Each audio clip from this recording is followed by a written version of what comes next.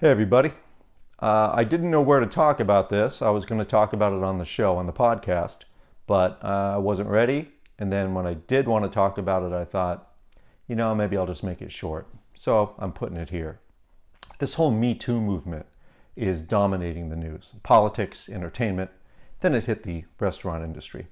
And when I heard that, some news was going to come down, I was a little afraid of who it might be because I, like most people, put a lot of stock in certain people. I respect them.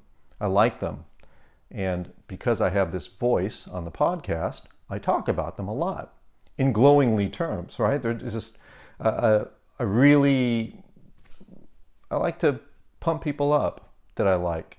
And so you can, I try to share my passion with certain things and certain people. And, hopefully I can kind of share my passion with everybody else. But it turns out it wasn't this person. And I'm a little ashamed. I thought it was this person. I hope it never comes out that it is, because it's permeated the restaurant industry, obviously. It's been around for a while.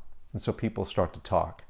I'll be honest, you can flame me all you like in the comments, and I'll be open with you about this. I thought it was Jose Andreas. Now, I like him a lot, and I've talked about him a lot on the show. I think he's great. He's very knowledgeable, shares his knowledge, shares his passion, he's friendly, he's happy. But I saw him flirting a lot with female guests. And I thought, if he's doing it to the guests, what's it like back in the kitchen? He's playing grab ass with somebody. And I'm wrong. And I hope I stay wrong. But no, when it came out, the first person I heard that it came out against was John Besh. Now, this guy, maybe I kind of get it. I'm not a chick. I don't know what women like, obviously. My tastes in men are, well, non-existent. But I would not think he's very attractive. But obviously I'm wrong, because he is. And he goes on Top Chef as a guest host, and these female contestants cream their panties. And Katrina, my late wife, same thing. I mean, she liked him. She made no secret about how attractive he was. And the girls got a little googly-eyed. And I think when you look like that, and you're getting that kind of attention, and you feel that strong and powerful, and you have an empire, you'll take advantage of it. Because you're white, you're male, and you're rich. And that's pretty much all it takes to feel like you have that kind of power. So it came out that he had, done this to a number of women, and he lost a lot. And I thought, well, I didn't feel so bad. Oh, I felt bad. I mean, I felt bad for the women. But, the fact that this guy kind of fell a little bit, he deserved it, because he did some bad things and took advantage of his power. Then I got a swift kick in the nuts, because Mario Batali got accused. And Mario almost instantly came out and said, yeah, I've been doing it for years. I apologize. I'm ashamed. There's nothing I can do to take it back. I can only move forward and make sure this doesn't happen again. And then Mario had a lot more to lose, because Mario, look, it's Mario Batali. He, along with Emerald, was key in making Food Network what it was and what it is. As an empire, a restaurant empire, was on television, was on The Chew, which I never liked. I never liked him on it. But nevertheless, it was popular. He was, he had a great career, and he lost all that. And I think, it was tough for me, because his books were on my cookbook shelf here. I've looked up to him for a long, long time, and I've cooked his food, but it didn't make sense to me. Mario Batali, look at this. Here's John Besh, okay?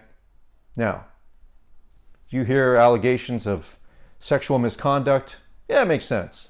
Now here's Mario Batali, fat, pudgy fingers, stringy red hair, kind of, bald, just, I don't know, gross. I mean, the whole thing is gross, but I don't get it. that makes it worse to me. So the thing is that now, more than ever, now I've never really liked hearing that men were taking advantage of their power over women and making them feel uncomfortable and making them feel like, if you didn't do this, you were going to get fired. That's bullshit. It's always been bullshit, and I've never supported that. I don't support that for anybody. And I think you deserve everything you have coming if that's true and you do those things and you abuse your power. But I have daughters now, and I think about it. I'm going to have to watch them be subjected to the same thing. I'm in a unique position, and I'm not alone. I'm white. I'm male.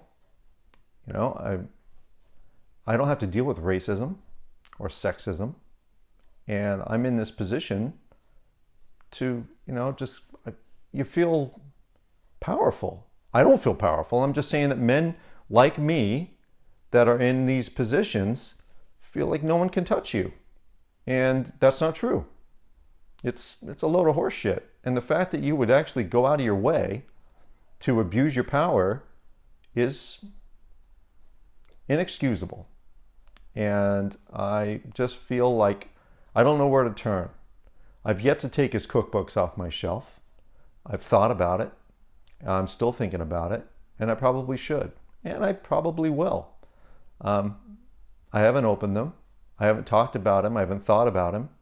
My attitude has completely changed. And it's sad. It really is. And I know I'm not alone, because we had a whole discussion on Facebook about this in our My Life as a Foodie Facebook group. Just, you don't know where to turn when something like this happens. What made matters worse was that Anthony Bourdain, who's really close friends with Mario, he didn't know what to say either. And when it came out against John Besh first, Bourdain tweets, "Wow, this is well known. It's pervasive in the restaurant industry. I'm glad it's starting to come out." And then Mario Batali happens. Suddenly, he's speechless, as he should be. But people are blaming him. Look, you're so close with him. You're good friends with him. Why didn't you say something? He says, "I didn't know." And maybe he didn't. It's yet to be known if, Mario has kept this secret. But if he's really close friends, you think he'd know something. Maybe he'd heard something.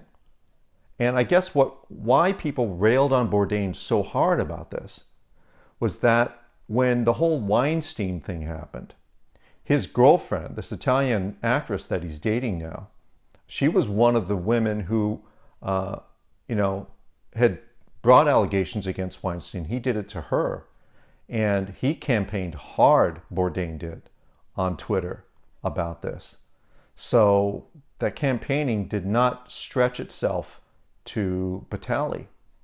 And people thought it should have. And in a little bit, I kind of feel people were right in calling him a bit of a hypocrite, but it's your friend. It's like, look, if your best friend, think about this, if your best friend, it comes out that sexual allegations against him, that he had abused his power, what would you do? Would you beat on him publicly? Or would you beat on him privately? I think it's his right to do it privately, honestly, if it's between him and Mario. And who knows, they might not be talking anymore. It could be. I'm not one to call anyone a hypocrite. I've been, guilty of hypocrisy a lot, especially in this platform. I have wavered on issues left, right, and center. It's how I feel at the time, and my opinions on things might change later. And I think it's our right to do that. But I also feel it's your right to call me out when I'm being a hypocrite. Because if I'm a hypocrite, I'm a hypocrite. Call me out. But I'll tell you one thing I've never done, and never will do, is abuse my power as a man against women or against anybody else. So I just think it's time for us to kind of cool things down a little bit. Socially, our country's not in good shape, and I think this doesn't help. And I think we really need to start reevaluating our internal values, our core values, and maybe start to be a little nicer and just start to understand each other a little more. Well, this was uplifting. Maybe I'll talk about something a little bit nicer next time. I guarantee it'll be controversial, or maybe not.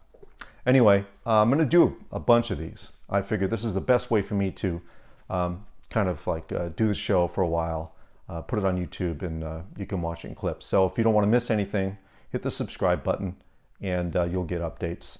I'll try to do a couple of these a week, and maybe we can get some discussion going on this stuff. All right, until next time, my name is Phil, and this has been my life as a foodie.